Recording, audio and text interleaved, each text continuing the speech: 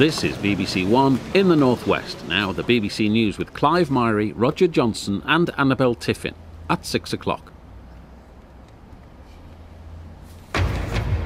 Millions of people will now have to work a year longer to get their state pension as the government brings forward plans to raise the retirement age. 6 million will be affected by the change in 2037. That's anyone currently aged between 39 and 47. We have to face up to the fact that if we live longer, we can't expect the state pension age to be static, because otherwise the cost just builds up and builds up. I wouldn't want to work in full time until I was 68, regardless, and the thought of being forced to. Some people will not be in the luxurious position of having enough cash saved. The government says the change will secure dignified, well-funded retirements. Labour argues the reforms are unfair. Also on the programme, the BBC reveals the pay of its top stars, and just a third are women. Salvaging what they can, the residents of a village in Cornwall clean up after devastating flash floods.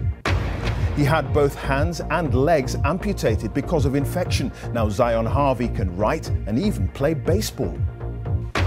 And the zoo in Wiltshire joins the fight to save the northern white rhino, perilously close to extinction.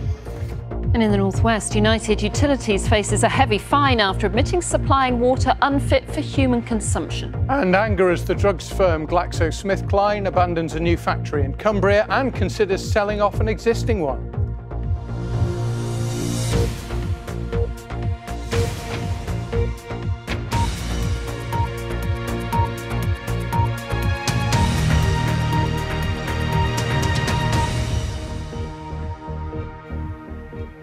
Good evening and welcome to the BBC News at 6. Millions of people now in their 40s will have to work a year longer before receiving their state pension. The government today announced it's decided to bring forward plans to raise the retirement age to 68.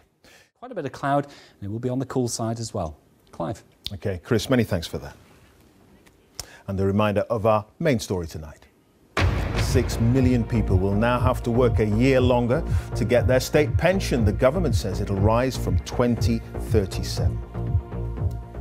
And that's it. So goodbye from the BBC News at 6. Now on BBC One, let's join our news teams where you are. Have a very good evening. Good evening. Welcome to Northwest Tonight with Annabelle Tiffin.